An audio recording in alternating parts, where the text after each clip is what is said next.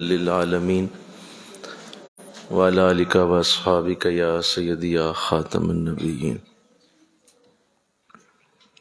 نہایت معزز و محترم حاضرین و سامعین، ماہ رمضان المبارک کے ان مبارک خوبصورت ایام کی مبارک گھڑیاں بڑی تیزی کے ساتھ آج دوسری داخل ہو چکی اور ہمارا یہ عظیم الشان کورس اپنی پوری آب و تاب سے جاری و ساری ہے۔ ایک چیز جو انسانی زندگی میں بہت زیادہ اہمیت رکھتی ہے اس کا نام ہے امید۔ اور اگر آپ یوں سمجھ لیں کہ سارا نظام انسان کا امیدوں پہ چلتا ہے تو یہ غلط نہیں ہوگا، اور ہر شخص اپنی زندگی کو امید کے ساتھ جوڑتا ہوا نظر آتا ہے، اور اسی لفظ کا جو الٹ اس کو مایوسی کہتے ہیں۔ مایوس ہو جانا، رک جانا، ٹھہر جانا، ڈر جانا اور تھک جانا، ان سارے الفاظ کو ایک ہی لفظ کے ساتھ تعبیر کیا جا سکتا ہے کہ یہ شخص مایوس ہو گیا ہے۔ تو ہمارے دین کے اندر مایوسی کو کفر تک کہا گیا کہ اس لفظ کو اللہ اتنا ناپسند کرتا ہے، اس قدر اللہ کو اس لفظ سے نفرت ہے کہ اسے کفر تک کا درجہ دیا گیا ہے۔ اور اس کے مقابلے میں جس لفظ کو اللہ نے پسند کیا ہے اور بہت زیادہ پسند کیا ہے وہ امید ہے، کہ اللہ اپنے بندے کو امید دلاتا ہے۔ اور جو میں نے ابھی آیت کریمہ آپ کے سامنے پڑھی ہے، اگر آپ آج کا یہ خوبصورت چند لمحوں کا، چند منٹوں کا درس سن لیں گے انشاءاللہ تو ہماری زندگی بدل جائے گی۔ کہ جو قرآن نے آیت پیش کی ہے، اس آیت کا اتنا بڑا مقام ہے کہ یہ ہر دنیا کے مایوس شخص کے لیے امید کا ایک بہت بڑا سورج بن کے چمکتی ہے۔ لا تقنطوا من رحمت اللہ، اللہ کی رحمت سے کبھی مایوس نہ ہو جانا۔ لا تقنطوا من رحمت اللہ، لا تقنطوا من رحمت اللہ، اللہ کی رحمت سے کبھی مایوس نہ ہونا۔ ان اللہ یغفر الذنوب جمیعا، بے شک اللہ سارے گناہوں کو معاف کر سکتا ہے۔ کبھی مایوس نہ ہونا، کبھی مایوس نہ ہونا۔ انسان کی زندگی میں جس دن مایوسی یا کوئی بھی ایسا انداز آتا ہے، بس سمجھ لیں اسی دن سے اس کی نزول کی اور اس کی تباہی شروع ہو جاتی ہے، اور وہ اپنی زندگی میں ناکامی کی طرف جانا شروع کر دیتا ہے۔ اور جس وقت سے اس کی زندگی میں امید کا وقت شروع ہوتا ہے، وہ اسی وقت سے کامیابی کی طرف چلنا شروع ہو جاتا ہے۔ شیطان اس کے مقابلے میں مایوسی دلاتا ہے، وہ کہتا ہے نہیں، یہ تجھ سے گناہ ہو گیا، اب تو کبھی ٹھیک نہیں ہو سکتا، اب تیرے حالات کبھی نہیں بدلیں گے، تو ناکام ہو گیا، تو فیل ہو گیا، تیرے لیے دروازے بند ہو گئے، تیرا رب بڑا مارے گا، تیرا رب تیرے ساتھ بڑا زبردست عذاب کا سلوک کرے گا، اور اس طرح کے وہ انداز دے کے بندے کو ڈرا دیتا ہے، پیچھے ہٹا دیتا ہے، مایوس کر دیتا ہے، جبکہ اللہ کے ہاں ایسا کوئی تصور نہیں۔ آقا دو جہاں صلی اللہ علیہ وسلم نے ارشاد فرمایا، سنیے، اللہ کی رحمت کے 100 حصے ہیں، اللہ کی رحمت کے 100 حصے ہیں، اور ساری کائنات میں اللہ ان 100 میں سے ایک حصے کو تقسیم فرماتا ہے۔ جتنے دنیا میں انسان ہیں، خرب انسان آئیں گے، آ چکے ہیں، اور جتنے دنیا میں جانور ہیں، پرندے ہیں، درندے ہیں، ان سب کے اندر اللہ کی رحمت کا ایک حصہ ڈالا گیا ہے، اور وہ خرب حصے جو اللہ کی ایک رحمت کے حصے کے ہوئے، ان میں سے ایک ایک حصہ ان کے اندر ڈال دیا گیا۔ ماں باپ کا اولاد سے پیار بھی اسی وجہ سے ہے، میاں اور بیوی کی محبت بھی اسی وجہ سے ہے، جانوروں کا آپس میں پیار کرنا اسی وجہ سے ہے، پرندوں درندوں کا آپس میں پیار اسی وجہ سے ہے، اور یہ ایک حصہ پوری کائنات کو دیا گیا ہے۔ 99 حصے رحمت کے اللہ قیامت کے دن استعمال فرمائے گا۔ 99 حصے، آپ ایک حصے کا اندازہ کریں کہ وہ اتنا بڑا ہے تو 99 کیا ہوں گے؟ لہذا اللہ اپنے بندوں پہ بڑا مہربان ہے، وہ بڑی مہربانی کرتا ہے۔ میں آج آپ سے اس درس کے ذریعے انشاءاللہ مایوسی جڑ سے نکال دوں گا انشاءاللہ، اور کسی جگہ مایوس نہ ہونا انشاءاللہ۔ کوئی تمہیں ایسا مقام نہیں آئے گا زندگی میں جہاں تم یہ سوچ بیٹھو گے کہ اب میں ختم ہو گیا، اب میں ہار گیا۔ نہیں، ایسا نہیں ہوگا۔ ابھی 99 حصے رحمت کے اس کے باقی ہیں جو حشر کے دن ہوں گے۔ اللہ، پھر اللہ نے ہم پہ کتنی رحمت فرمائی ہے، کتنا کرم فرمایا اپنے بندوں پہ اس نے، کہ جب ہماری ولادت ہوئی ہے تو اسی وقت آپ سوچیں کہ جب ہماری ولادت ہوئی تھی تو اسی وقت کتنے جانوروں کے ہاں بھی بچے پیدا ہوئے تھے۔ پوری دنیا میں کتنے جانور تھے جنہوں نے بچے جنے، گدھے نے، گھوڑے نے، پھر مچھلیاں اربوں کربوں کی تعداد میں سمندروں کے نیچے ہیں، چیونٹیاں ہیں، بے شمار سانپوں کی نسلیں ہیں۔ اسی وقت سیم اسی سیکنڈ میں جب تمہاری ولادت ہوئی تھی، اللہ نے اس وقت کائنات میں کتنے اور بچے جنے تھے، کتنے جانوروں پرندوں درندوں کے ہاں اللہ نے ولادت کروائی تھی، لیکن اے انسان تجھے انسانوں کے ہاں پیدا کر دیا، تجھے بندوں کی طرف بھیجا، تیری ولادت ایک انسان کے گھر ہوئی ہے۔ پھر یہ بھی سوچو کہ جب وہ وقت آیا تھا ولادت کا تو کتنے کافرہ ماؤں کی گودیں بھری گئیں، کہ مائیں کافرہ تھیں اور ان کی گود میں بچے آئے، لیکن ہماری ماں ایمان والی تھی، ہمیں اللہ نے ایمان والی کی گود میں ڈال دیا۔ کتنا بڑا کرم، کتنا بڑا فضل ہے کہ ہماری ماں ایمان والی تھی۔ کبھی غور تو کرو، اور پھر دیکھو کہ اس ایمان والی ماں کی گود میں بھی ڈالا اور اپنے آخری نبی کی امت میں پیدا فرمایا، جس امت میں پیدا ہونے کے لیے نبی دعائیں کرتے رہے، نبیوں نے حضور کی امت میں شمولیت کی دعائیں مانگی، لیکن اللہ نے ہماری کسی آرزو کے بغیر، کسی خواہش کے بغیر اللہ نے ہمیں حضور کی امت کا حصہ بنایا۔ الحمدللہ کہو۔ پھر اللہ نے ہمیں بہترین صورت میں پیدا فرمایا، بہترین صورت۔ لَقَدْ خَلَقْنَا الْإِنسَانَ فِي أَحْسَنِ تَقْوِيمٍ، ہم نے انسان کو بڑا سونا بنایا، بڑا ہی خوبصورت بنایا۔ کوئی بادشاہ اپنی بیوی کے ساتھ بیٹھا تھا اور وہ اس کو محبت سے کچھ کہہ رہا تھا کہ تو بہت اچھی ہے، تیری فلاں عادت بھی بہت اچھی ہے، تیری فلاں صفت بھی بہت اچھی ہے۔ تو اسی ردم میں یہ کہہ بیٹھا کہ تو چاند سے بھی زیادہ خوبصورت ہے۔ تو وہ کہنے لگی کہ یہ تو مجھے سمجھ نہیں آئی، چاند سے زیادہ خوبصورت ہے، اس کی کوئی دلیل کیسے ہوگی؟ تو بات بڑھتی چلی گئی، یہاں تک کہ علماء کے پاس یہ مسئلہ آ گیا کہ چاند سے زیادہ خوبصورت کہہ بیٹھے ہیں تو اس کی کوئی دلیل نہیں ہے، تو یہ بہت بڑی اپنی طرف سے بات کر دی ہے، جھوٹ بول دیا ہے۔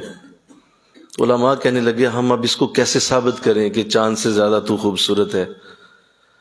تو حضرت امام شافعی رحمۃ اللہ تعالی علیہ کے پاس یہ مسئلہ آیا، تو آپ نے فرمایا کہ بادشاہ سچ کہتا ہے کہ واقعی یہ عورت چاند سے بھی زیادہ خوبصورت ہے. تو کہا جی اس کی کوئی دلیل تو دیں. کہا دلیل قرآن میں موجود ہے. اللہ قرآن میں فرماتا ہے کہ میرا انسان سب سے خوبصورت پیدا کیا گیا ہے، تو لہذا یہ بھی انسان ہے. تو میں اسی قرآن کی آیت سے دلیل دیتا ہوں کہ یہ چاند سے بھی زیادہ خوبصورت ہے.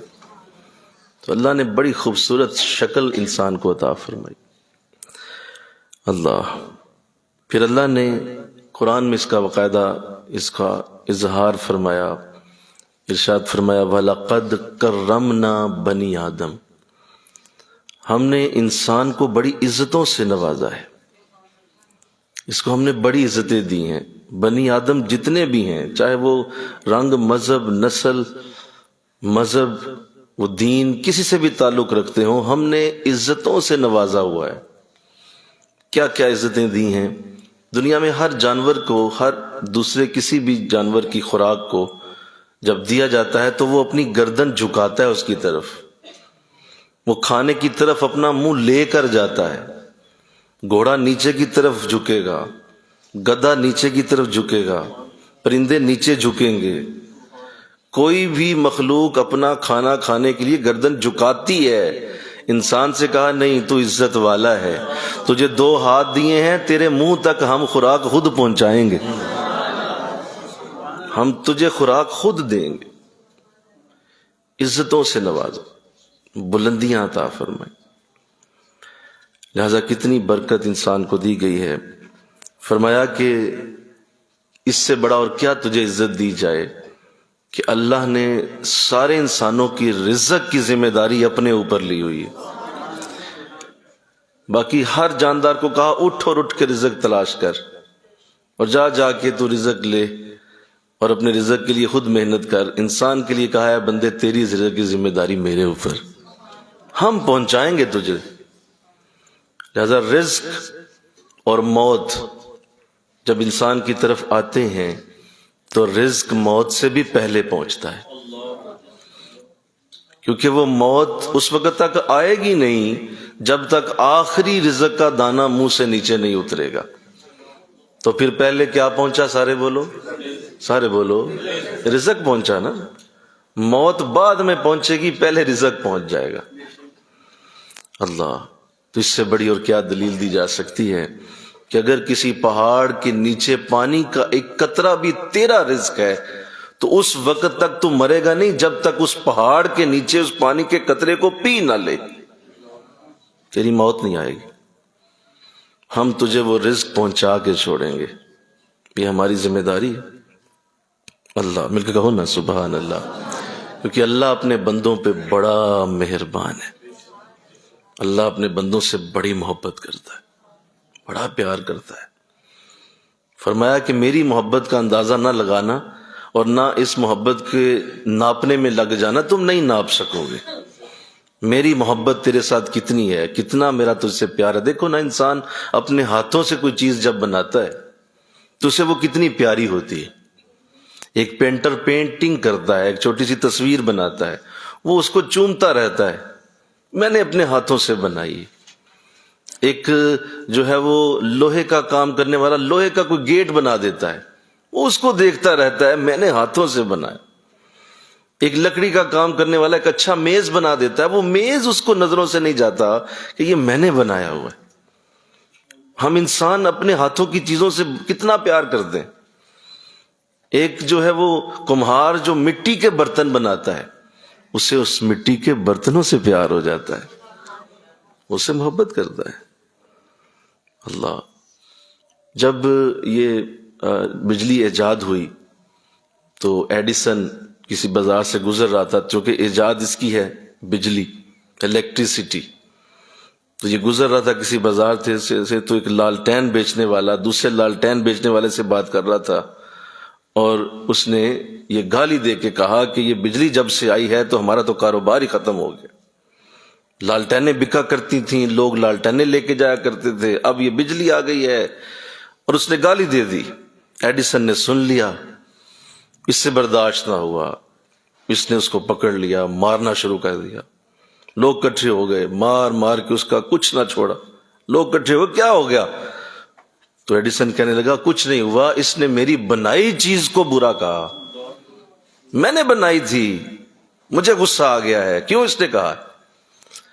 تو ایک شخص اپنی بنائی چیز پہ اتنی سخت مار مارتا ہے کہ میری بنائی چیز کو برا کیوں کہہ دیا، تو اللہ اپنی بنائی چیز سے کتنی محبت کرتا ہوگا.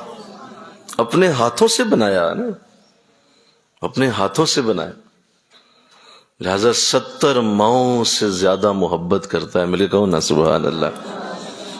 کبھی ناپنے نہ بیٹھنا اپنے رب کی محبت کو، اور کبھی مایوس نہ ہو جانا، وہ بڑا پیار کرتا ہے اللہ. پھر دیکھیے ہر محبت میں کہیں نہ کہیں غرض ہوتی ہے، بغیر غرض کے کوئی محبت نہیں دنیا میں. جی کوئی محبت بغیر غرض کے نہیں، ہر محبت میں غرض ہے اور ضروری ہے، ہونی بھی چاہیے. ماں اور باپ کی محبت اولاد کے ساتھ غرض ہے. ماں اور باپ پیار کرتے ہیں، بڑا ہوگا میری بچی بڑی ہو جائے گی، میرے لیے عزت کا سبب ہوگی، میرے لیے دعائیں کرے گا، میرے لیے بڑا ہو کے کوئی جو ہے وہ رزق کا سما ہوگا، لوگ میری طرف سے کہیں گے تمہارا بچہ ہے، تمہاری بچی ہے. غرض ہوتی ہے. ایک بچی، ایک بیٹا بیٹی اپنے ماں باپ سے پیار کرتے ہیں کہ اچھا میرے ماں باپ ہیں، میرے لیے عزت کا سما ہے، میرے لیے محبت کی جگہ ہیں، ادب کی جگہ ہیں، لہذا غرض ہوتی ہے اور ہونی بھی چاہیے. میرے لیے جنت کی جگہ ہیں، میری ماں کے قدموں کے نیچے جنت ہے، مجھے جنت ملے گی، باپ کی خدمت کروں گا، اللہ جنت کا دروازہ کہتا ہے، نبی جنت کا دروازہ کہتا ہے، لہذا باپ کی محبت ہے. غرض ہے کہ نہیں؟ سارے بولو. میاں اور بیوی میں غرض ہوتی ہے، آپس میں پیار ہے کہ میرا میاں ہے، اس کے ساتھ میری ضرورتیں وابستہ ہیں، اس کے ساتھ میری غرض جوڑ دی گئی ہے، لہذا بیوی کو پیار ہے، وہ اس کے ساتھ مجبور ہے. اسی طرح میاں ہے، اسے بیوی سے ہے کہ یہ میرے بچوں کی ماں ہے، یہ میرے گھر کو سنبھالتی ہے، میرے معاملات کو دیکھتی ہے، سارا کچھ کر رہی ہے، لہذا غرض جڑی ہے. استاد اور شاگرد میں غرض ہے، پیر اور مرید میں غرض ہے. مرید ایک اپنے پیر سے پیار کر رہا ہے کہ اس سے محبت کرتا ہوں، پیار کروں گا تو ایک وقت آئے گا کہ اللہ مجھ سے راضی ہو جائے گا، ان کی خدمت سے اللہ راضی ہوگا، اللہ خوش ہوگا، نبی خوش ہوگا. ہر چیز میں غرض ہے. وہ پیر اپنے مرید سے محبت کر رہا ہے کہ اگر اس کو نیکی کا راستہ دکھاؤں گا، نیکی کی طرف لے کے آؤں گا، نیکی کا اس کو جو ہے وہ اگر میں نے بنا دیا، عادی بنا دیا، تو یہ بھی جنت میں جائے گا، اللہ اس کی وجہ سے مجھے بھی جنت میں لے جائے گا. تو غرض تو آ گئی نا، بولو سارے. ہر جگہ غرض ہے. لیکن سنو ایک محبت دنیا میں ایسی ہے، آقا دو جہاں فرماتے ہیں، اللہ فرماتا ہے میرے بندے میری محبت تیرے ساتھ کسی غرض کے لیے نہیں ہے، میری محبت تیرے ساتھ تیرے لیے ہے، تیرے لیے تجھ سے پیار ہے، کوئی غرض نہیں تیرے ساتھ. ساری دنیا کے لوگ، سنو میں ایک بات کر دوں، ساری دنیا کے لوگ سیدنا ابو بکر جیسے بن جائیں، اللہ کی شان میں کوئی اضافہ نہیں کر سکتے رضی اللہ تعالیٰ عنہ. ساری دنیا کے لوگ فرعون طرح کی زندگی بنا لیں، فرعونیت پہ اتر آئیں، اللہ کی شان میں کوئی کمی نہیں کر سکتے. نہ ابو بکر بننے سے اللہ کی شان میں بڑھوتی آئے گی، نہ فرعون بننے سے اللہ کی شان میں کمی آئے گی. تو صرف یہ محبت تیرے لیے ہے، تیری محبت میرے لیے اور میری محبت تیرے لیے بغیر غرض کے ہے. اللہ مل کے کہو سبحان اللہ. تو اللہ نے کمال کر دیا، جب اپنی محبت کی بات کی ہے تو کہا ہے مجھے تجھ سے کوئی غرض نہیں ہے، قطعاً کوئی غرض نہیں ہے. تو اگر ساری زندگی نہ بھی سجدہ کرے تو میرا کیا نقصان کرے گا؟ تو اگر ساری زندگی مجھے سجدے میں گزار کے چلا جائے تو میری شان میں کیا اضافہ کرے گا؟ تو کچھ نہیں کر سکتا ہے میرے بندے. بس دعا تو یہ کر کہ میری نظر اور میری محبت تیرے ساتھ جڑی رہے. یہی وجہ ہے، سنیے بڑے غور سے سنیے، یہی وجہ ہے کیونکہ محبت اس کی بندے کے ساتھ بہت زیادہ ہے، لہذا وہ بندے کو گناہوں میں نہیں دیکھ سکتا. اسے گناہ بندے سے ہونا بہت ہی زیادہ برا لگتا ہے کیونکہ وہ بندے سے گناہ کرنا دیکھنا نہیں چاہتا. کیونکہ جو ہی گناہ ہوا تو وہ گناہ بندے کو اللہ سے دور کرتا ہے، بندے کو دوری اختیار کرنی پڑ جاتی ہے گناہ کی وجہ سے. لہذا اللہ گناہوں سے اس لیے نفرت کرتا ہے، بندے سے محبت ہی کرتا ہے. وہ یاد رکھو، مریض سے نفرت نہیں ہوتی، مرض سے نفرت ہوتی۔ اللہ بندے سے نفرت نہیں کرتا، کبھی نہیں کرتا، کسی صورت نہیں کرتا، اس کے گناہوں سے نفرت ہے۔ اور یہی وجہ ہے کہ جب وہ دیکھتا ہے کہ بندہ گناہ کر کے اس سے دور جا رہا ہے تو حالانکہ دیکھیے ہونا چاہیے کہ اگر کوئی شخص اللہ سے دور جا رہا ہو تو اللہ اتنا بے نیاز ہے، اللہ الصمد ہے، وہ بے نیازی کی کیفیت ہے، اور وہ اتنا بے نیاز ہے، اسے چاہیے کہ وہ نہ دیکھے اس کی طرف۔ ایک بندہ جا بھی رہا ہے اور اس کی دربار سے دوری اختیار کر رہا ہے تو اللہ اس کو نہ دیکھے، اللہ کہ ٹھیک ہے جا، بلکہ ایک فرشتے کی ڈیوٹی لگائی جائے جو پیچھے سے ایک اور لات مارے اس کو کہ دفع ہو جا، دوبارہ نہ آنا۔ لیکن ایسا ہرگز نہیں ہے۔ قرآن کہتا ہے ما غرک بربک الکریم، اے میرے بندے کس شے نے تجھے مجھ سے دور کر دیا؟ کوئی شے ہے ایسی جو مجھ سے بھی زیادہ پیار کرتی ہو، مجھ سے بھی زیادہ محبت کرتی ہے تیرے ساتھ، جو مجھ سے دور ہو گیا؟ تو اللہ نے باقاعدہ اس کا اظہار کیا، شکوہ کیا بندے سے کہ کون سی چیز ہے جو تجھے مجھ سے بھی زیادہ پیاری لگتی ہے، مجھ سے بھی زیادہ میٹھی ہے، میرے سے بھی زیادہ تیرے ساتھ اتنے قریب ہو گئی ہے کہ تو مجھے چھوڑ کے اس کی طرف چلا گیا۔ وہ کون سی چیز ہے بندے؟ ما غرکا، وہ نام بتا اس کا، بربک الکریم، جو کریم رب سے دور کر گئی تجھے۔ اللہ میرے کہو نا سبحان اللہ۔ جیسے اللہ کو اپنے بندوں سے بڑی محبت، بڑا پیار ہے۔ یہی وجہ ہے کہ پھر وہ اس گناہ کو معاف کرنے کے بہت سارے طریقے بناتا ہے، چونکہ گناہ بندے کو دور کرتا ہے اور اللہ کو بندے سے بڑی محبت ہے۔ دیکھو نا، ایک بچے کو آپ کو غلط کام کرتا دیکھیں گے اور آپ کا بیٹا یا بیٹی ہے وہ، تو آپ کیا کریں گے؟ آپ اسے کرنے دیں گے؟ بولیے ذرا، سارے بولے نا، نہیں کرنے دیں گے۔ آپ اس گناہ کو روکنے کی کوشش کریں گے، اس برائی سے اسے پیچھے کریں گے، کیونکہ آپ کا بچہ ہے، آپ غلطی کر رہا ہے، آپ اسے روکیں گے کہ یہ غلطی کر کے تو یہ مجھ سے دور ہو جائے گا، تو آپ یقیناً روکیں گے۔ جب ایک باپ اور ماں روکتی ہے تو خدا کیسے روکتا ہوگا کہ میرا بندہ کسی طرح گناہ میں نہ چلا جائے۔ اس کے لیے اس نے پھر بڑے انداز بنائے۔ سنو ذرا، تمہارا دل ٹھنڈا ہو جائے گا کیسے کیسے انداز رب بناتا ہے۔ سب سے پہلے تو یہ دو فرشتے رکھے، ایک دائیں بٹھایا ایک بائیں بٹھایا، اور دونوں کی ڈیوٹی لگائی۔ دائیں والے کو نیکی لکھنے پہ لگایا اور بائیں والے کو برائی لکھنے پہ لگایا، اور ان دونوں میں سے جو افسر بنایا وہ نیکی والے کو بنایا کہ تم بھائی ماتحت ہو برائی والے، اور جو نیکی والا ہے وہ اس کا افسر ہے، وہ بڑا ہے۔ اور جب بندہ نیکی کا ابھی ارادہ ہی کرتا ہے تو نیکی والا نیکی لکھ لیتا ہے۔ وہ برائی والا کہتا ہے آپ نیکی لکھ رہے ہیں، اس نے تو بھی کی نہیں، تو وہ اسے کہتا ہے خاموش بیٹھ، میں تیرا افسر ہوں، مجھے اجازت ہے میں کہ لکھ سکتا ہوں اس کی نیکی، خاموش ہو جا۔ وہ چپ ہو جاتا ہے، وہ نیکی لکھ دیتا ہے، اور جب وہ نیکی کرتا ہے تو اس کی نیکی پھر لکھ دی جاتی ہے۔ تو وہ فرشتہ حیران ہو کے پوچھتا ہے کہ اب آپ نے وہ جو پچھلی لکھی تھی وہ پھر ختم کرے نا، نیکی تو اس نے ایک ہی کی ہے۔ تو جواب آتا ہے کہ میں تیرا افسر ہوں، تو بڑا نہیں ہے مجھ سے، لہذا خبردار دوبارہ سوال نہ کر، میں نے دو لکھ دی ہیں اس کی۔ اللہ اکبر، کتنی محبت ہے اللہ کو بندے کے ساتھ۔ اور پھر جب کوئی برائی کرتا ہے تب وہ برائی والا جو ہی برائی لکھنے لگتا ہے تو وہ افسر اسے کہتا ہے دیکھو بات یہ ہے کہ تجھے کوئی زیادہ جلدی ہے برائی لکھنے کی؟ تو وہ کہتا ہے کر تو لی ہے تو مجھے اجازت دی جائے۔ جواب آتا ہے نہیں، ہو سکتا ہے ابھی توبہ کر لے، ہو سکتا ہے ابھی معافی مانگ لے، تجھے اجازت نہیں ابھی لکھنے کی۔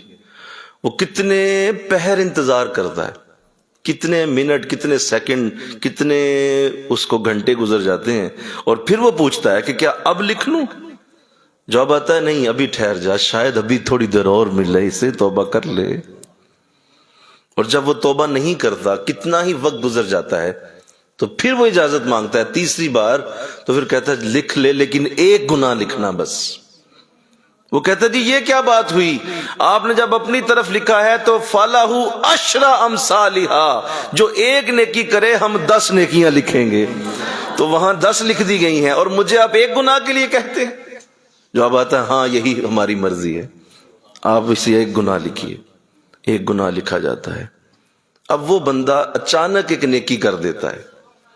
اب جب وہ نیکی کرتا ہے تو وہ نیکیوں والا فرشتہ کہتا ہے دیکھو بات سنو، میرے ساتھ ایک ڈیل کرو، میرے ساتھ ایک ڈیل کرو۔ کہا جی کیا ڈیل کروں؟ کہا دیکھیں اس نے 5 گناہ کر دیے تھے، تم نے 5 لکھے۔ کہا جی لکھے۔ کہا میں اس نے ایک نیکی کیا، میں نے 10 لکھی۔ کہا جی لکھی۔ کہا ایسا کرتا ہوں میں 5 لکھ دیتا ہوں، تم 5 گناہ مٹا دو اس کے۔ آئے ہائے، مل کے کہو نا سبحان اللہ۔ اور یہ ڈیلنگ روز چلتی ہے، ہر وقت چلتی ہے کہ میں 5 مٹاتا ہوں، تم 5، میں 5 لکھتا ہوں، تم 5 مٹاؤ، میں 5 لکھتا ہوں، تم 5 مٹاؤ۔ اور یوں بندے کے گناہوں کو اللہ معاف کرتا رہتا ہے، معاف کرتا رہتا اللہ۔ پھر بعض اوقات ایسا ہوتا ہے، سنو، کہ ایک بندہ کوئی بھی ایسا عمل ہی نہیں کرتا کہ جس سے وہ گناہوں کو بخشے، اور کوئی نیکی نہیں کرتا جس سے بخشش نہ ہو، تو اللہ نے کمال یہ کیا کہ اللہ نے اپنی مخلوق کی ذمہ داری لگائی۔ بے شمار مخلوق ہے جو اس بندے کے لیے استغفار کرتی رہتی ہے، اس بندے کے لیے استغفار کرتی ہے۔ بلوں میں چیونٹیاں، دریاؤں میں مچھلیاں بندوں کے لیے استغفار کرتی رہتی ہیں، اور اللہ ان کی ذمہ داری لگا دیتا ہے کہ خبردار میرے بندے گناہ کر رہے ہیں، تم سارے مل کے ان کے لیے استغفار پڑھو۔ وہ خود تو نہیں پڑھتا لیکن تو پڑھ۔ تو یوں گناہوں کو بخشنے کے لیے کتنی زبردست طریقے سے نظام پورا بنا دیا جاتا ہے۔ اور اللہ نے پھر ایک معصوم مخلوق جو پیدا کی جسے فرشتے کہتے ہیں۔ اب یہ دونوں فرشتے جب کوئی شخص فوت ہو جاتا ہے تو آقا فرماتے ہیں کہ وہ شخص فوت ہو جاتا ہے تو وہ دونوں فرشتے اللہ کی بارگاہ میں حاضر ہوتے ہیں اور اللہ سے عرض کرتے ہیں مولا اب ہماری ذمہ داری ختم ہو گئی، اور وہ نیکیاں تو اس کی ختم ہو گئیں، برائیاں بھی اب اس کی رک گئیں، تو مولا اب ہمارے لیے کیا حکم ہے؟ کیا ہم آسمانوں میں آ جائیں، تیرے ان فرشتوں میں شامل ہو جائیں جو تیرے رکوع میں ہیں، تیرے سجود میں ہیں، وہ تیری اتحیات میں بیٹھے ہیں، اجازت دی جائے تیری حمد کرنے کے لیے آسمانوں میں آ جائیں؟ جواب دیا جاتا ہے نہیں نہیں، میرے آسمان میرے فرشتوں سے بھرے پڑے، وہاں پہ تیری گنجائش نہیں ہے، تیرے لیے وہاں آنے کا موقع کوئی نہیں۔ تو پوچھا جاتا ہے مولا پھر زمینوں میں بتا کہاں جائیں؟ کسی دریا پہ کھڑے ہو جائیں، کسی پہاڑ پہ چلے جائیں، کسی صحرا میں چلے جائیں، وہاں تیری حمد پڑھتے رہیں؟ جواب آتا ہے نہیں، وہاں بھی میرے بندے موجود ہیں جو ہر وقت میری حمد و ثنا کر رہے ہیں۔ دریا، سمندر، ہوائیں میرے بندوں کی تسبیحات سے گونجتی ہیں، وہاں تیری ضرورت نہیں ہے۔ تو فرشتے پوچھتے ہیں مولا تو پھر اب ہم کہاں جائیں؟ نہ آسمانوں میں تیری جگہ، نہ ہم زمینوں میں جا سکتے ہیں، تو پھر ہماری جگہ کہاں ہے؟ بتایا جاتا ہے جاؤ جاؤ اسی بندے کی قبر کے سرانے ایک کھڑا ہو جائے، ایک پاؤں کی طرف کھڑا ہو جائے اور قیامت تک اس کے لیے دعائے استغفار کرتا رہے، قیامت تک اس بندے کے لیے دعا کرتے رہو۔ اللہ تو کس قدر برکتیں دیں کہ میرے بندے گناہوں سے بچتے چلے جائیں، میرے بندے گناہوں سے نکل آئیں۔ وضو کرتے ہو، فرمایا جب کوئی وضو کرتا ہے تو اس کے ناخنوں سے اس کے گناہ نکل جاتے ہیں، کوئی غسل کرتا ہے تو سر سے پاؤں تک اس کو گناہوں سے پاک کر دیا جاتا ہے۔ اس قدر برکت، اس قدر رحمت۔ اور جب کوئی نماز پڑھتا ہے، نفل پڑھتا ہے، اس میں سجود کرتا ہے، جب کوئی سنت ادا کرتا ہے، فرض ادا کرتا ہے، تو اسی درجے کے مطابق اس کے گناہوں کو معاف کر دیا جاتا ہے۔ اور جب کوئی گناہ کر کے کسی بھی طرح سے اللہ کی بارگاہ میں حاضر ہوتا ہے اور یہ کہتا ہے مولا مجھے معاف کر دے، مجھے معاف کر دے، تو اللہ کو حالانکہ اس کی دلیل کی ضرورت ہے۔ دیکھیں نا ایک شخص ابھی ایک چوری کر کے آیا اور چوری کرتے ہی اس نے کہہ دیا میں معافی چاہتا ہوں، تو جج یہ تو پوچھے گا کوئی دلیل تو دے کہ دوبارہ نہیں تو کرے گا، کوئی دلیل تو دینا، تو کہہ رہا ہے نہیں کرتا تو نہیں کرے گا، کس کی دلیل کیا ہے؟ ہر شخص دلیل مانگے گا، لیکن اللہ ایسا کریم ہے کہ جب کوئی گناہ کر کے آگے صرف اتنا کہہ دیتا ہے مولا میں نہیں کروں گا، جواب آتا ہے بغیر دلیل کے بندے پچھلا تیرا گناہ معاف کر دیا میں نے، کوئی دلیل نہیں چاہیے تیری، ہم تجھے معاف کرتے ہیں، تجھ سے پیار ہی بڑا ہے، تو میرا بندہ جو ہوا، تجھے میں نے بنایا، تجھے میں نے پیدا کیا، لہذا تجھ سے بڑی محبت ہے. انی جاعل فی الارض خلیفہ، ہم نے زمین پہ اپنا خلیفہ اتار دیا، ہمیں بڑا پیار ہے تیرے ساتھ. یہ ایک عام بندے کی باتیں سنا، ابھی کسی ولی کی بات نہیں کی، کسی کتب، غوث، ابدال، غوث، نیکوں کی بات نہیں کی جا رہی، میں صرف ایک عام لیول کے بندے کی بات سنا رہا ہوں. ابھی اللہ کتنا پیار کرتا ہے.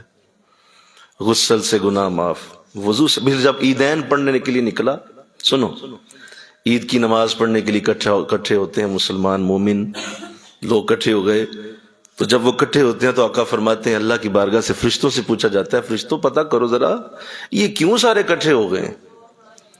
کیا حسین سوال ہے، کیا خوبصورت سوال ہے کہ کیوں اکٹھے ہو گئے؟ تو جواب آتا ہے کہ مولا یہ رمضان گزرا ہے اور یہ سارے اب عید کی نماز پڑھنے آئے. تو جواب آتا ہے میرے بندو تو سارے محنت کر کے کوشش کر کے تم سب آ گئے، تو ایک مزدور کی مزدوری کیا ہوتی ہے؟ تو فرشتے فرماتے ہیں مولا اس کی مزدوری یہ، اسے پوری مزدوری دی جائے، اس کو پورا اس کا صلہ دیا جائے. تو جواب آتا ہے انہیں بتا دو ابھی نماز انہوں نے پڑھی نہیں، لیکن اس سے پہلے میں نے انہیں بخش دیا ہوا ہے، میں نے معاف کر دیا ہے ان سب کو. اتنی محبت کرتا ہے وہ. لہذا کبھی اس کی رحمت سے مایوس نہ ہونا. لا تقنطوا من رحمت اللہ، اس کی رحمت سے کبھی مایوس نہ ہونا، کبھی اس کی رحمت سے پیچھے نہ ہٹنا. کسی جگہ تمہارا دل ایسی حالت میں نہ جائے کہ میرے رب نے مجھے چھوڑ دیا، میرے رب نے میرا ہاتھ چھوڑ دیا، یہ نہیں ہوگا. ابھی میں رب پہ بات کر رہا ہوں، میری زبانیں آپ سب کے، میری زبان آپ سب کے کان اسے سن رہے ہیں. اگر میں آ گیا نا حضور کی رحمت پہ تو وہ بات ذرا علیحدہ ہو جائے گی. میں گدا وہ کریم، ان کا خدا ان سے فزوں، اور نہ کہنا نہیں عادت رسول اللہ کی. اگر حضور کی طرف آ گئے تو بات اور ہوگی. ابھی ادھر نہیں جانا، ابھی صرف رب کی رحمت پہ بات کرو. اللہ کتنا رحیم ہے، وہ کیسا رحمان ہے، وہ کیسا کریم ہے اللہ. پھر دیکھیے کہ اللہ نے پھر کیا کیا، کتنے اور انداز بنائے. ایک تو میں نے یہ کہا عیدین میں، جمعہ میں، پھر جمعہ سے جمعہ تک فرمایا جمعہ جو پڑھتا ہے اگلے جمعہ تک، جب پھر جمعہ پڑھتا ہے تو جتنے اس ہفتے میں گناہ ہوتے ہیں وہ سارے معاف ہو جاتے ہیں. اللہ گناہوں کو بخش دیتا ہے، معاف کر دیتا. اگر کسی جانور کو کسی نے پانی پلا دیا، جانور کی محبت کی، جانور کے سر پہ ہاتھ پھیرا، جانور کو پیار سے اس نے ہاتھ لگا دیا، اللہ جتنے ہاتھوں کے نیچے بال آتے ہیں ان بالوں کے مطابق گناہ معاف کرتا ہے. حد ہو گئی. ماں باپ کو ایک نظر پیار سے دیکھا، فرمایا مقبول حج کا ثواب دے دیتا ہوں. کدھر جائیں گے؟ رشتہ داروں سے محبت کی ہے، اس کے الگ ثواب. جنازہ پڑھا، اس کے الگ گناہ معاف ہو گئے. اور یوں اتنے بہانے بنائے گئے کہ میرے بندے کے گناہ باقی نہ رہے. اور پھر فرمایا کہ جب کوئی شخص، سنو یہ بات، کسی مریض کی عیادت کے لیے گیا، کسی مریض کی عیادت کے لیے گھر سے چلا، اللہ 24,000 رحمت کے فرشتے اس کے ساتھ بھیجتا ہے، اور جتنی دیر وہ وہاں بیٹھتا ہے اللہ اسے جنتی لکھتا ہے. اور اس مرض سے جس کی عیادت کرنے گیا تھا، اس کی موت اگر اس مرض سے آنے والی تھی تو اللہ اس مرض کو ختم کر دیتا ہے کہ اس بندے نے اس مریض کی عیادت کی ہے. بتائیے کتنی رحمتیں، کتنے فضل ہیں، کتنے کرم اللہ. اور اللہ کتنی حفاظت کرتا ہے. اولاد سے محبت کرو تو پیار ہے. اولاد سے ایک بوسہ جنت کا درجہ بلند کرتا ہے. آقا فرماتے ہیں جس نے اولاد کے ماتھے پہ بوسہ دیا، ایک جنت کا درجہ اونچا ہو گیا. دوسرا بوسہ دیا، دوسری جنت کا اس کا درجہ بلند کیا گیا. اللہ اولاد سے بھی محبت پہ انعام دے رہا ہے، گناہوں کی بخشش ہو رہی. ایسا بندے سے کتنی محبت ہے. حضرت ذوالنون رحمت اللہ علیہ ایک واقعہ اپنا بیان کرتے ہیں اسی ضمن میں. آپ فرماتے ہیں میں کسی سفر میں تھا تو راستے میں ایک جگہ، ایک ندی کے کنارے میں نے ایک بچھو کو دیکھا. وہ بچھو بڑی تیزی سے چلتا ہوا پانی کی طرف جا رہا تھا. تو مجھے بڑی حیرانی ہوئی کہ یہ پانی کی طرف جا رہا ہے. اور کیونکہ میں جانتا ہوں کہ بچھو جو ہے وہ تیر نہیں سکتا، اس میں یہ اتنی ہمت نہیں کہ یہ تیر سکے، لہذا یہ ڈوب جائے گا۔ لیکن میں اس سے پہلے کہ اس کے قریب جاتا دیکھا پانی کے، تو دیکھا کہ وہاں قریب ہی کچھوا ہے، اور وہ کچھوا پانی میں اترنے ہی والا ہے کہ یہ بچھو اس کے اوپر اس کی پشت پہ چڑھ گیا اور یہ پانی کے اندر جو ہے وہ کچھوا اتر گیا۔ اب یہ بچھو پانی کے اوپر رہا اور وہ کچھوا جو ہے وہ پانی سے اس کو لے کر ندی کے دوسرے کنارے پہنچ گیا۔ یہ منظر جب میں نے دیکھا تو میں نے کہا میں اس کو دیکھوں تو صحیح، ہو کیا رہا ہے؟ کہتے وہ کچھوا جب دوسرے کنارے گیا تو بچھو اترا اور وہ دوسری طرف چل پڑا۔ دوسری طرف میں نے دیکھا تو ایک درخت کے نیچے ایک جوان سویا ہوا تھا۔ اب مجھے یہ لگا کہ یہ لگتا ہے بچھو اسے کاٹے گا، اور مجھے اس بات کا یقین ہو گیا کہ یہ قریب اگر آتا ہے نا تو میں دور سے پتھر مار دوں گا کہ کہیں یہ بچھو جو ہے وہ اسے کاٹ نہ لے اور یہ نوجوان اٹھ جائے۔ لیکن اس سے پہلے ہی میں کیا دیکھتا ہوں کہ وہ بچھو جو ہی قریب جاتا جا رہا ہے تو ایک کوبرا سانپ جو ہے وہ درخت سے نیچے کی طرف اتر رہا تھا، اور وہ اسے ڈسنے کے قریب پہنچ گیا، یہاں تک کہ وہ بچھو قریب آ گیا اور اس نے جا کے اس کو اتنا زبردست ڈنگ مارا کہ وہ اتنا زہریلا تھا کہ وہ کوبرا سانپ وہیں پہ لوٹ پوٹ ہو کے مر گیا، اور یہ بچھو واپس پلٹا اور اسی طرح وہ کچھوا وہیں کھڑا تھا، وہ دوبارہ اس کے اوپر سوار ہوا اور وہ دوبارہ ندی کراس کر کے دوبارہ میری طرف آ گیا۔ میں حیران ہو گیا، میں نے کہا کمال، میرے رب نے کیا خوبصورت حکمت سے ادھر سے بچھو روانہ ہوا، ادھر جا کے سانپ کو ڈسا، سانپ کو ڈس کے واپس آ گیا۔ اور یہ کون ہے؟ لگتا ہے کہ بہت بڑا ولی ہے، بہت بڑا کوئی کتب ابدال آدمی ہے یار، اتنا عظیم آدمی کی اس کی حفاظت کے لیے اتنا بڑا نظام بنایا گیا۔ تو کہا میں ضرور جاؤں گا، اس کی زیارت کرتا ہوں، اس سے اپنے لیے دعا کراتا ہوں۔ کہتے جو ہی میں اس کے قریب گیا ندی پار کر کے تو میں دور ہی تھا کہ مجھے اس کے منہ سے شراب کی بو آئی۔ میں حیران ہو گیا، میں نے کہا یہ تو وہ شرابی آدمی ہے۔ خیر میں نے پھر بھی جا کے اسے اٹھایا، اسے جا کے کہا کہ بھائی اٹھ ذرا، تیرے ساتھ کیا ہونے لگا تھا تجھے پتا ہے؟ کہ جی نہیں پتا۔ کہا میں نے ابھی دیکھا کہ اتنا بڑا نظام تیرے لیے کھڑا کیا گیا، تجھے بچانے کے لیے تیرے رب نے یہ نظام بنایا، اور تو شراب پی کے لیٹا ہوا ہے۔ تو وہ حیران ہو کہنے لگا اچھا میرے رب نے ایسا کیا؟ کہا ہاں ایسا ہی کیا، تجھے بچانے کے لیے اس نے دیکھ کیا کر دیا، اور تو شراب پی کے لیٹا ہوا تھا۔ تو وہ نوجوان ایک جملہ بولتا ہے، اور وہ جملہ میرے اور آپ کے لیے ساری زندگی کی کمائی ہوگا۔ اس جوان نے کہا، اس نے کہا بات یہ ہے کہ وہ عمل میرا جیسا بھی ہے، لیکن مجھے آج یہ یقین آ گیا ہے کہ اللہ کسی کو بھی محبت کے بغیر نہیں چھوڑتا، چاہے وہ کتنا ہی برا ہو۔ ایک شرابی کی حفاظت کے لیے وہ اتنا بڑا نظام کھڑا کر سکتا ہے، تو ایک نیک کے لیے وہ کیا کرتا ہوگا، ایک نمازی کے لیے وہ کیا کرتا ہوگا۔ تو لہٰذا وہ بڑا پیار کرتا ہے اپنے بندوں سے، اس سے اپنے بندوں سے بڑی محبت ہے۔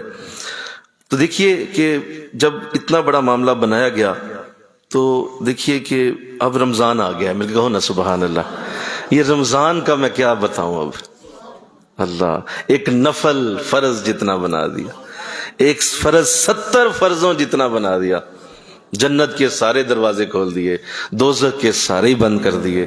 تو بتا میرے بندے اور میں کیا کروں تیرے لیے؟ عام دنوں میں بھی اتنی محبت ہے تو 70 دروازے 70 فرائض تک ایک فرض کو پہنچانا اور نفل کو فرض بنانا، بتاؤ اس سے بڑی اور کیا تیرے لیے میں انتظام کروں؟ اس لیے آقا اسلام نے ایک جملہ بولا ہے، سنیے حضور نے ایک جملہ بولا، اگر اللہ نے میری امت کو بخشنا نہ ہوتا تو کبھی رمضان عطا نہ کرتا۔ ذرا مل کے سبحان اللہ تو بولنا، اگر اللہ نے میری امت کو بخشنا نہ ہوتا تو کبھی رمضان عطا نہ کرتا۔ یہ بخشنا ہے تو رمضان دیا اللہ۔ پھر دیکھیے کہ اگر اللہ نے جو ہے وہ کتنی خوبصورت انداز میں، جو سب سے بڑی میں ابھی آپ سے عرض کرنے لگا ہوں، آخری میری باتیں ہیں کہ اس پیار کو اللہ نے کیسا بنایا کہ اللہ اپنے بندوں کے گناہوں پہ پردے ڈالتا ہے۔ یہ جو پردہ ڈالنا ہے اس کا، اور اس کا اپنے بندوں کے گناہوں کو جو چھپانے کا نظام ہے، جو وہ اس کے اوپر پردے ڈال دیتا ہے، یہ کتنا بڑا ہے، کتنا بڑا نظام۔ آپ غور کریں، حضرت آدم علیہ السلام سے صرف ایک چھوٹی سی بھول ہوئی تھی، وہ گناہ نہیں تھا، وہ تقصیر نہیں تھی، وہ غلطی نہیں تھی، کیونکہ نبی معصوم ہیں، نبیوں سے گناہ نہیں ہوتے۔ صرف بھول گئے تھے، یاد نہ رہا، اور وہ وہ معاملہ بن گیا، قرآن اس پہ بیان کرتا ہے۔ اب وہ معاملہ بنا، ٹھیک ہے، غلطی چھوٹی سی بھول ہو گئی، اللہ نے اسے باقاعدہ بتایا۔ پھر وہ جب وہ بھول ہوئی تو جنت کا لباس اتر گیا، وہ کپڑے اتر گئے، جنت کے پتے ڈھانپ کے دونوں نے گزارا کیا، اور پھر جنت سے باقاعدہ آپ کو وہاں سے جانے کے لیے کہہ دیا گیا کہ اب آپ تشریف لے جائیں، معاملہ جو بن گیا ہے اب جنت سے آپ تشریف لے جائیں۔ اچھا، نہ صرف اس معاملے کو نشر کیا، پوری دنیا کو بتا دیا، قرآن میں لکھ دیا، قیامت تک کے لیے آدم علیہ السلام کی اس بات کو ہر بندہ پڑھے گا کہ یہ بھول ہوئی تھی، یہ بھول ہوئی تھی۔ ٹھیک ہے کہ اس سے ایک بہت بڑا قیامت تک کے لیے لوگوں کی ہدایت کا دروازہ بھی کھلا، لیکن وہ بات تو سامنے آ گئی نا، بولو، وہ بات تو کھل گئی، وہ بات تو سامنے آئی۔ لیکن دیکھیے اللہ نے کمال یہ کیا کہ جب اس کے آخری نبی کی امت آئی تو اللہ گناہوں پہ پردے ڈالنے لگا۔ ارے وہ تو چھوٹی سی بھول تھی، اس پہ اللہ نے قیامت تک کے لیے اس کو لکھ دیا اور لوگوں کے سامنے نشر بھی کر دیا، لیکن محمد کی امت کے سارے گناہوں کو پردے میں ڈال دیا صلی اللہ علیہ وسلم۔ کسی کے گناہ کو نشر نہیں کرتا، کوئی کتنا ہی بڑا ظلم کر کے آئے، کوئی کتنا ہی بڑی زیادتی کر کے آئے، اس کے گھر میں اطلاع نہیں ہوتی، اس کے باپ کو پتہ نہیں چلتا، اس کا بھائی نہیں جانتا یہ کیا کر کے آیا ہے، اس کی ماں نہیں جانتی میرا بیٹا ابھی کیا کر کے آیا باہر، اسے اللہ پردے میں رکھتا ہے۔ ان کے تو لباس بھی اتروا لیے تھے، ہاں ان کے تو لباس بھی اتروا لیے تھے، ان کو تو اللہ نے باقاعدہ بتا دیا ساری دنیا کو میرے نبی کی امت کے ساتھ کتنا پیار ہے، اے انسانوں تجھ سے کتنی محبت ہے کہ تم کتنی بڑی زیادتی اور ظلم کر کے باہر سے آؤ، اللہ تیرے گھر کو اطلاع نہیں کرتا، تیرے کسی دوست کو پتہ نہیں ہوتا، تیری کسی بھی اس غلطی کی تقصیر کا کسی کو علم نہیں ہونے دیتا۔ اے میرے بندے، اتنی محبت ہے تیرے ساتھ، اتنا پیار اللہ۔ اور صرف میری بات سنو ذرا، صرف یہ دنیا میں ہی پردہ نہیں ہوگا، اللہ حشر کے دن بھی پردہ ڈال دے گا، حشر کے دن بھی پردے ہوں گے، اور اللہ اسی طرح جب اٹھائے گا نا کسی نیک کو اور حضور کی امت میں سے ہوگا تو اللہ فرمائے گا ادھر آؤ، بات سنو، یہ معاملہ جو بنایا تھا تو نے مجھے پتا ہے، یہ فلاں جو تو نے گناہ کیا تھا میں جانتا ہوں، تو وہ کہے گا مولا تو نے دنیا میں تو کسی کو نہیں بتایا، کہا آج بھی نہیں کسی کو بتاؤں گا، جا وہ جنت کا دروازہ چپکے سے چلا جا اندر۔ حشر کے دن بھی نہیں پردہ کھلے، وہاں بھی پردہ نہیں اٹھایا جائے، اور پردے کو اسی طرح برقرار رکھ کے اللہ واپس کرتے ہیں۔ وہ کتنی محبت کرتا ہے بندوں سے۔ قیامت کے دن جب شفاعت ہوگی، سنو، جب شفاعت ہوگی اللہ نیکوں کو شفاعت کی اجازت دے گا، نمازی شفاعت کریں گے، حاجی شفاعت کریں گے، روزے دار شفاعت کریں گے، بڑے بڑے ولی شفاعت کریں گے، صحابہ شفاعت کریں گے، یہاں تک کہ ایک ماں کے پیٹ میں جو بچہ وصال کر گیا اس کو بھی اجازت دی جائے گی کہ تو بھی اپنی ماں کی شفاعت کر، ہم تیری شفاعت سنیں گے۔ شفاعت ہوتی رہے گی اور لوگ بخشے جاتے رہیں گے، یہاں تک کہ سنو، سب کی شفاعت ختم ہو جائے گی۔ سب کی شفاعتیں جب ختم ہو جائیں گی تو پھر آقا دو جہاں کھڑے ہو جائیں گے صلی اللہ علیہ وسلم۔ آپ کی شفاعت کا انداز جدا ہے، آپ نے فرمایا شفاعتی لکبائر امتی، میری شفاعت امت کے کبیرہ گناہ گاروں کے لیے، جن کو کوئی ہاتھ نہیں ڈالے گا، محمد اسے بچائیں گے صلی اللہ علیہ وسلم، وہاں جائیں گے اور جا کے اس کا دامن پکڑیں گے۔ میرے کبیرہ گناہ گاروں کو شفاعت کی امید میری طرف سے ہوگی، جب ان کی بھی شفاعت ہو جائے گی، حضور بھی شفاعت کر جائیں گے، سارے شفاعت سے فارغ ہو جائیں گے، ایک شخص ایسا ہوگا، سنو لفظ، کہ اس کی شفاعت کسی طرف سے بھی نہیں ہوگی۔ حدیث میں آتا ہے کوئی شفاعت کا انداز نہیں بنے گا، وہ اکیلا رہ جائے گا، اکیلا رہ جائے گا، یہاں تک کہ اس کی آنکھ کا ایک بال بولے گا، اور وہ کہے گا مولا میں گواہی دیتا ہوں کہ یہ شخص ایک دن تیرے عذاب کے خوف سے رو پڑا تھا اور میں اس آنسو سے گیلا ہو گیا تھا، اللہ اس بال کی شفاعت کو قبول فرما لے گا اس بندے کے لیے۔ جا اس کو جنت میں لے جاؤ. اس بال نے کہا ہے کہ یہ گیلا، اس بال کی شفاعت. اتنی رحمت، اتنا فضل اس کا ہوگا. لہذا کبھی مایوس نہ ہونا. انشاءاللہ کہہ دو ذرا سارے، کبھی زندگی میں ایسا تمہارا منہ نہ بنے جو لوگوں کے آج کل منہ بنے ہوئے ہیں. یقین کریں ہر شخص کے منہ پہ مایوسی ہے، ہر شخص مایوس پھر رہا ہے. پتہ نہیں حالات کدھر جا رہے ہیں، حالات کیا ہو رہے ہیں، کہاں جائیں گے، مر جائیں گے، کھپ جائیں گے، دفن ہو جائیں گے، یہ ہو جائے گا، وہ ہو جائے گا. لوگوں کے چہروں پہ 12 بچے ہوئے ہیں. اور نہ کرو ایسے، تمہارا رب بڑا کریم ہے، وہ بڑے کرم کے انداز بنانے والا، وہ بڑے رحمتوں کے دروازے کھولنے والا ہے. کیوں پریشان ہو؟ کیوں تمہارے چہرے ایسے ہیں؟ حشاش بشاش رہو، اس کی رحمت کی امید میں زندہ رہو، اس کے کرم کی امید رکھو، وہ بڑے فضل کرنے والا ہے.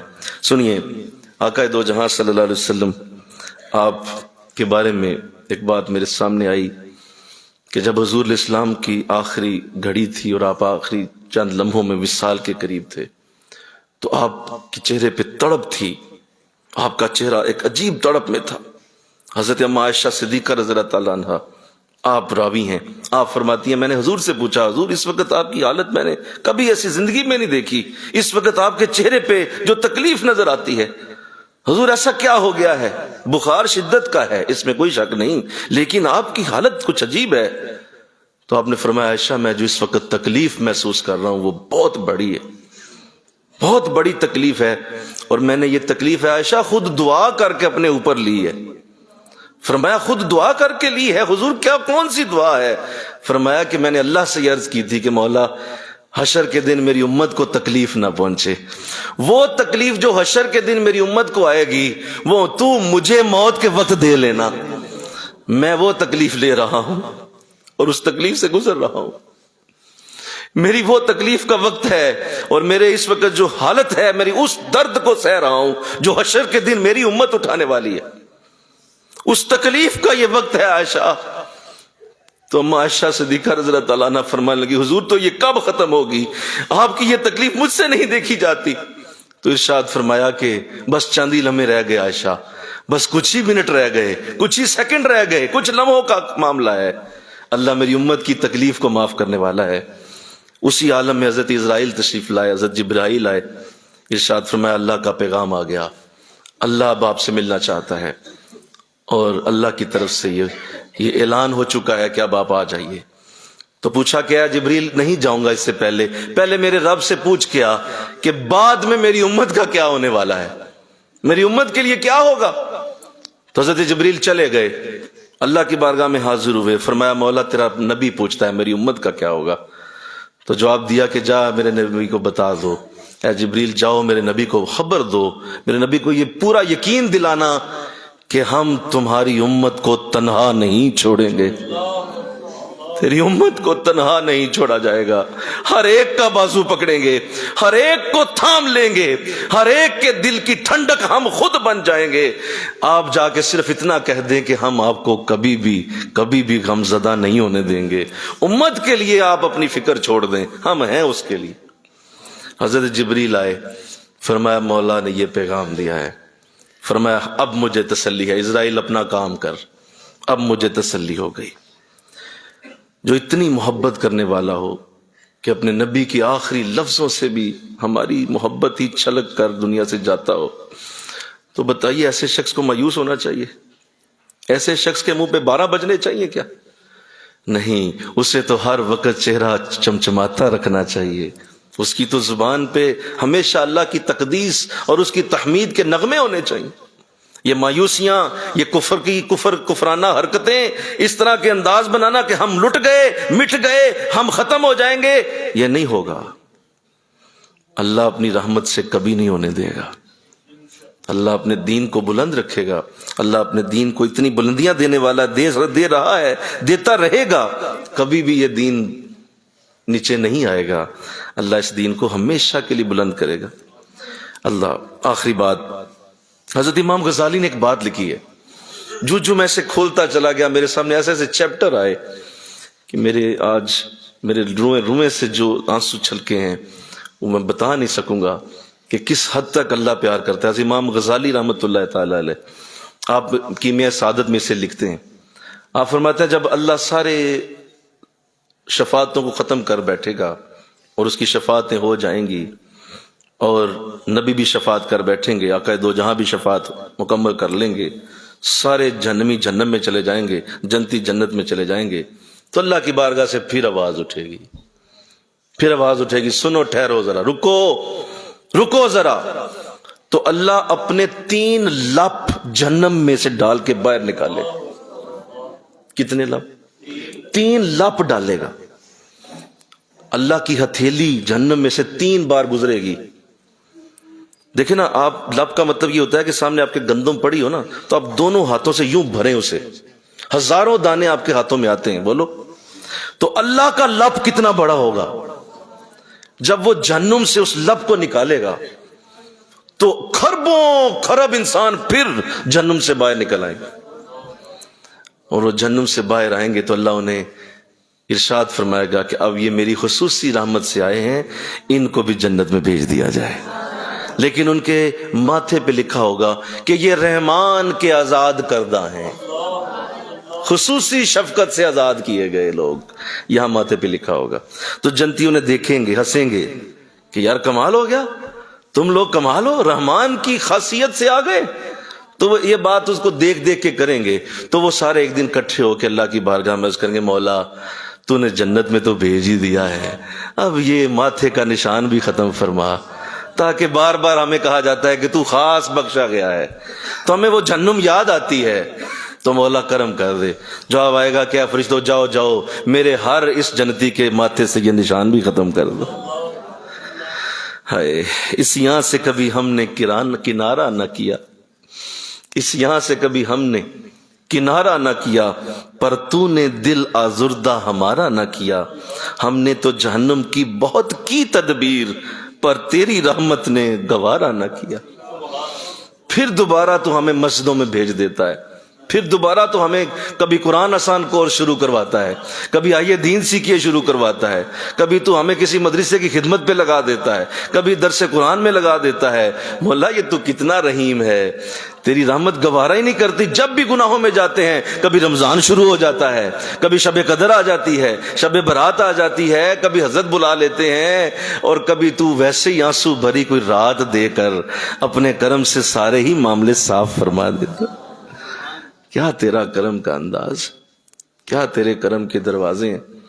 لہذا مایوسی آج سے بند، ختم کریں اس کو، اپنے بچوں کے لیے، اپنے گھر کے لیے، اپنے زندگی کے لیے اپنے رب پہ پوری امید رکھیں. اللہ خوشحالیاں دینے والا ہے، اللہ برکتیں دینے والا ہے، اللہ آئندہ ساری زندگی میں رحمتوں سے بھر دینے والا ہے، اور آگے حشر میں بھی اللہ حضور کے سائے میں رکھنے والے ہیں. اللہ مجھے آپ کو اس کی توفیق دے، اللہ مجھے آپ کو یہ بہاریں عطا فرمائے.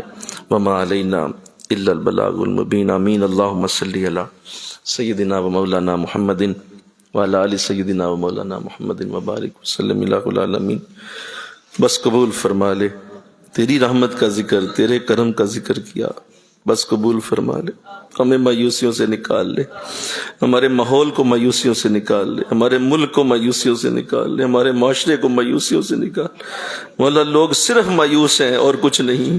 مولا ان سب کو تو نے بہت دیا ہوا ہے، لیکن یہ مایوسیوں میں مرتے جا رہے ہیں، خودکشیاں کر رہے ہیں، اور مولا ایک دوسرے کو غلط کہہ کہ ایک دوسرے کو بے عزتیاں کر کر کے قتل کر رہے ہیں. مولا معاف کر دے، مولا معاف کر دے. دوبارہ مولا آج تو نے پیغام جو دیا اس کو سمجھنے کی توفیق دے کر مولا اس امت کو نیا شعور عطا کر، نئی زندگیاں عطا فرما. لا حول ولا قوة الا باللہ العلی العظیم. وصلی اللہ تعالی رسول خیر خلقہ محمد صلی اللہ علیہ وسلم. جلدی سے